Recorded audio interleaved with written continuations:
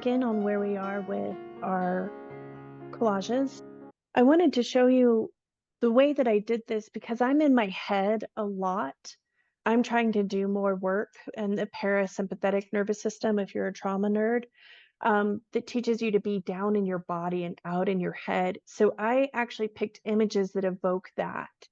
So I don't know if you can see, my Persephone is about to ascend stairs and go into spring. And there's something about those colors and the trees and the lushness. And I can feel it in my body, a rising of vigor, of energy, of hope, and her big full dress that she is running up the stairs in. And then this is the descent. This is me going into the darkness, the unconscious, the underworld. I'm stuck between a rock and a hard place sometimes. I'm out with lights looking for myself. One of my favorite quotes. Um, and in my body, that both of these can be true. I'm stuck and I'm looking. So there's even tension of opposites in the underworld or in that other world, in that dark place. There can be tensions within that. So I picked images that I'm trying to embody and not just think all the time. So that's another way that you can work this collage. Mhm, mhm.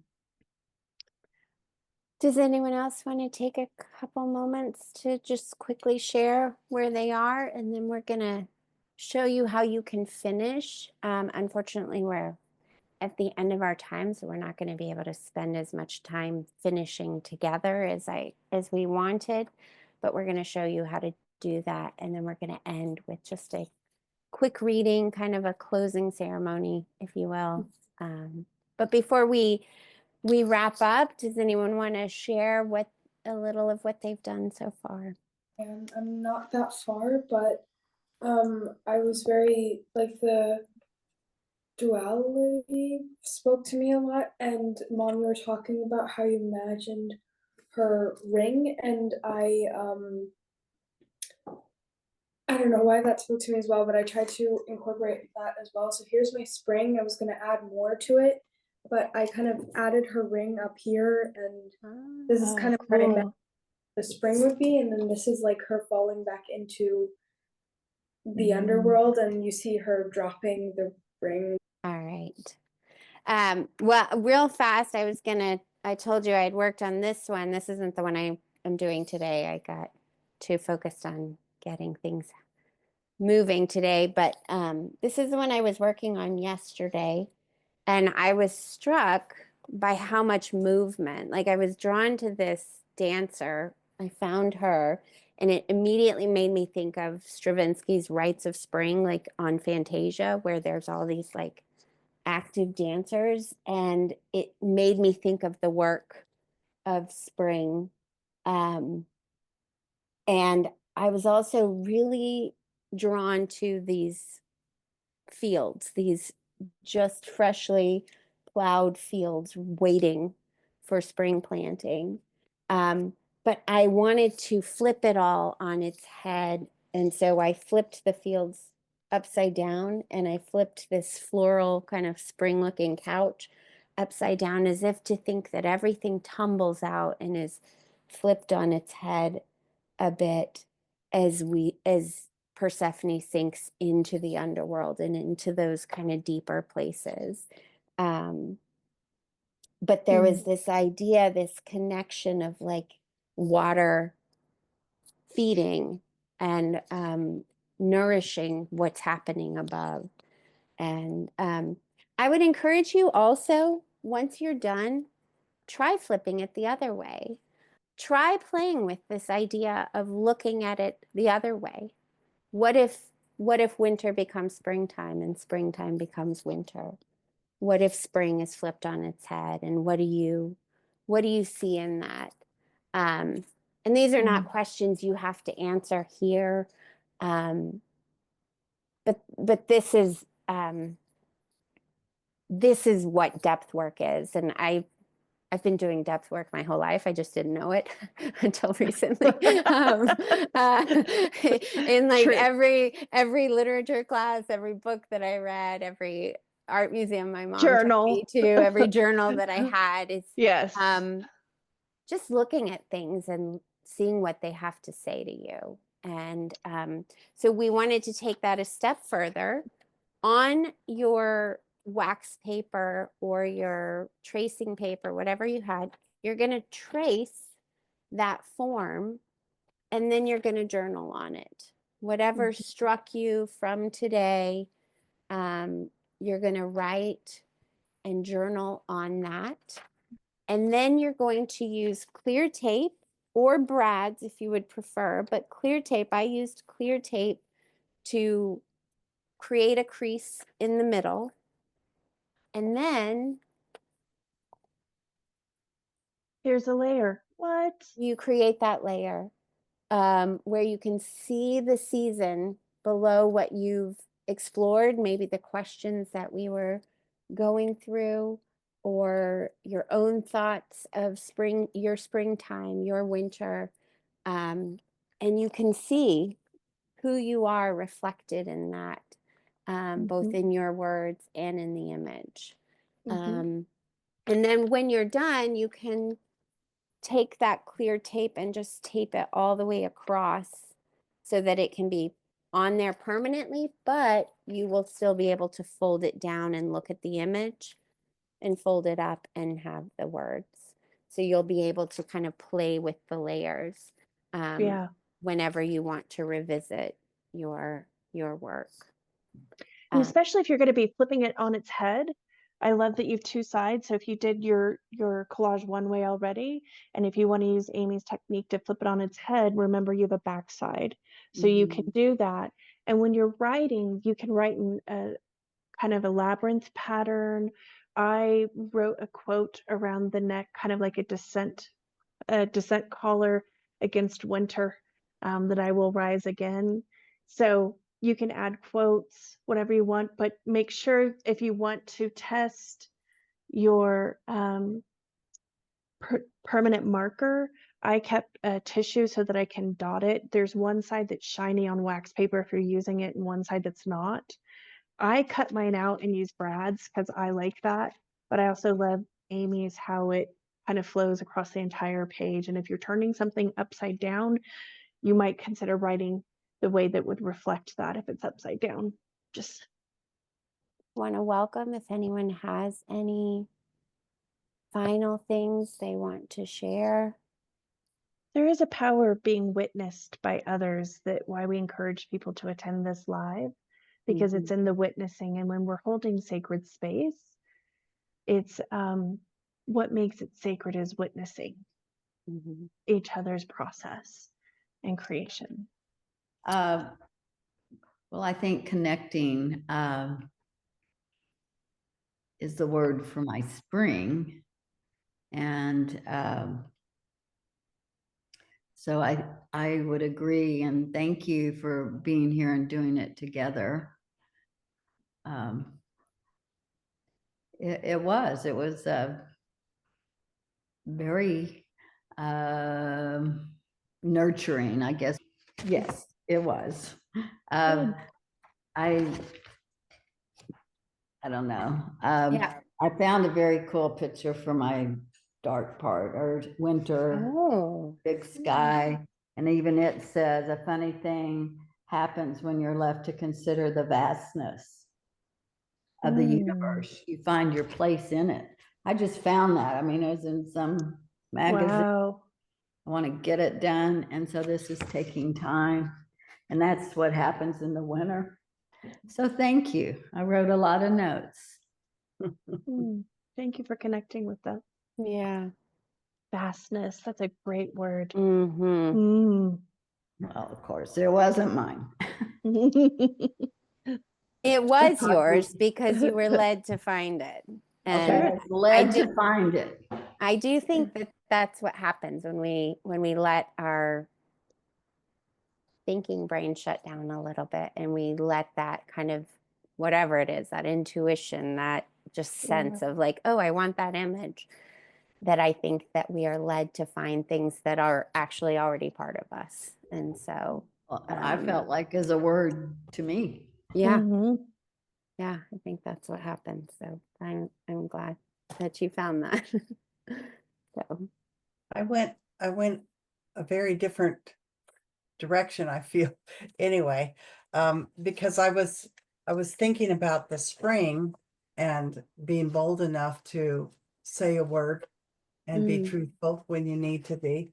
And then my bottom is more just a mesh, because in my scientific crazy head, anything that's in the soil is nurturing. It's going to be broken down. The minerals are going to get released. It's going to revive. And I didn't do the person in the bottom. I just did things. So I even have a piece of decaying cactus here, a piece of the moss that grows on the trees as it releases. I tore off pieces of the cedar that releases that the birds use to build their nests with. So I'd have to really think, but this flower, this unfolding flower in my spring is really indicative of where I feel like I am. I'm still in process. I'm just still in process. But this goes back to Bethany, all things go into now. And yeah. when you look at the way our planet works, everything that falls to the ground brings itself back up, and water is the flow that does that. As So, above, so below. Yeah. yeah. But I love how you brought in those natural elements and included that in your collage. And yeah. And that you made it speak to you. It doesn't look Mm, like anyone else's, and that's okay. We yeah. all want it to represent us. So Yeah. you got the assignment. You That's got the it. assignment. Well, it would be fun to do it again with more resourced magazines. I had to actually buy magazines yesterday because I don't A have any. tip on that, because a client of mine, I'm always wanting us to do collage, and she's like, Amy, I don't have magazines. I don't buy them. And I try to stick to my budget. And so I've been thinking, like, where do you get free magazines or cheap? So here's some things I've learned. One, a lot of stores offer catalogs like for the season. Sometimes they have really cool images, and even if they don't have good images, they have good color, and color can be fun at making collage. Go through your neighbor's recycling bins. They might have good magazines and they throw them away. So ask Yeah. them if they're Yep. touchy, but they might have good stuff. Ask your doctor's or dentist's office if they still put magazines out. Say, hey, what do you do when you get the new magazine? Because I would love to take your old ones if you don't know what to do with them. Ask the library too. What do you do when you guys are done with these publications? And then if you want to spend a little bit of money, but not so much, go to your thrift stores because they sometimes sell magazines. Thrift stores, garage sales. So those are good Used places bookstores. to find free or cheap printed material. The other thing I have been playing with recently is not so much images, but if you're looking for background color that then you can cut your own shapes and symbols out of, is I've been making paper by just playing. Like I'll take just scrap paper and I'll try painting, I'll try stamping, and then I'm like, this isn't art, but kind of like that Persephone painting that we looked at. Exactly. It can become great background and give texture. I was actually going to use this piece of paper for my springtime because the color was so interesting. And I liked that it was on this kind of awful newsprint that I'd been playing on the other day. But I had been playing with some image transfers, and the images didn't transfer, but it kind of left these layers of color. So those are just some ideas and We tips. don't throw away our paper towels. Yes. They're actually more fun than maybe the paintings. Yeah. Exactly. They're more fluid for sure. I also found Exactly. a stamp that had a lace that I was stamping over. I found it at a thrift store, or you can find different the netting that lemons come in if you want to do a textured pattern, and do even some wall paste. If you're patching a hole to add some texture, you can put that over the netting. So lots of ways that you can be creating, recycling, tearing out some of the cardboard from a shipment, or yeah. Or books, old books that people are Old throwing books are great. away, or that you pick up for free. Sometimes I'll just pick books that I want to tear apart because they've got good pictures and stuff in them. So anyway, just when Just you food for and thought. if you have time, this is an activity that you can redo again and again. You can maybe, instead of your winter and spring, take some other kind of duality you're struggling within. If there are any kind of dualities, this is a really fun exercise to kind of let you stretch into that and explore, like, what are these two sides of me and how do I hold them within this one body, within this one life that I live. Did you want to share yours, Claire? I saw you holding it up. Oh, we can. Tally and I both did somewhat of an art project.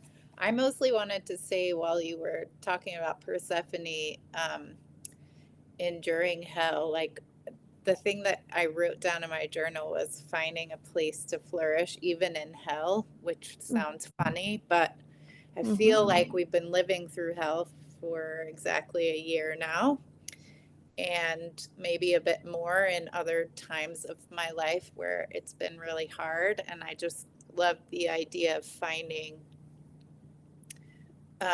joy, finding like purpose, even in the suffering, maybe is the best way to put it. So I think we're going to finish with this poem called Make It Sacred. Nothing is for certain. It's all a mystery. Even my words are ideas, hopeful perspectives, comforting ideals that help us walk more sure-footed in this great, mysterious journey. Something in all of us ignites when we live this way. That love and attention flow to what we focus on. Our experience changing entirely based on that which we zoom into. We are in flux, trying to find certainty where there is none known. How can we quiet our incessant questions, our quarreling thoughts, when we habit such inexplicable reality? My answer? To make this journey of mine sacred. Making sacred means holding your life as an exquisite masterpiece. Attention and ceremony have the potential to summon potent powers and encourage mighty winds of change that move us from restriction into expansiveness. That body that carries you, make it sacred. Hold your body gently, lovingly for a moment. Make it known to yourself, to your arms, to your hair, your knees.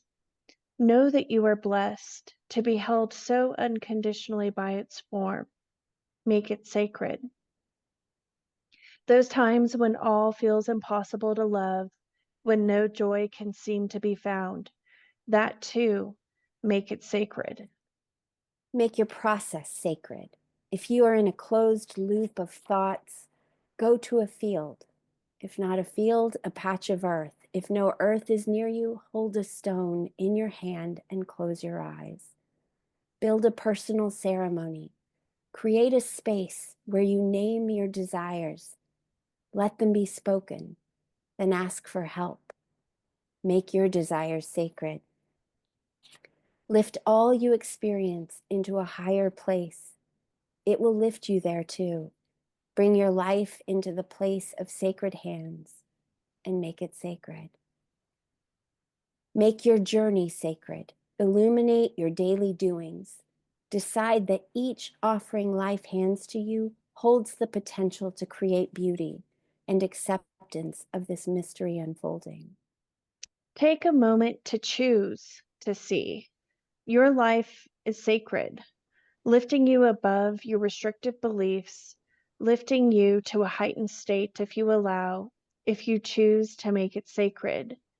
It feels right and good to follow my heart, that by making my daily doings sacred, I am focusing on my life. I am focusing my life. It feels right and good to surrender that which I cannot control, to pray for help and rising above my fears. It feels right and good to find magic in the mundane, to seek a world blazing with wonder, even if I never know for certain. At least I will believe I am being held by forces unseen. At least I will be molding my life with sacred hands. Thank you so much for being here today. I feel really honored that you would take the time to be here and to listen to what Bethany and I have to say and to engage in what we've asked you to do. And I really feel moved by your openness and your generosity of sharing yourself. So thank you so much.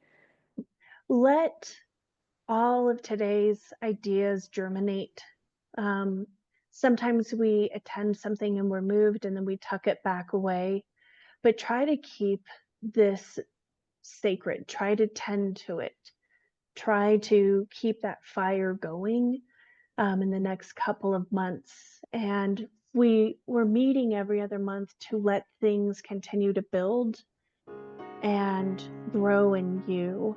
And then a new topic will be introduced. So hopefully we'll see you at the next gathering, pulling a seat up at the table. Thank you for your transparency today and your patience.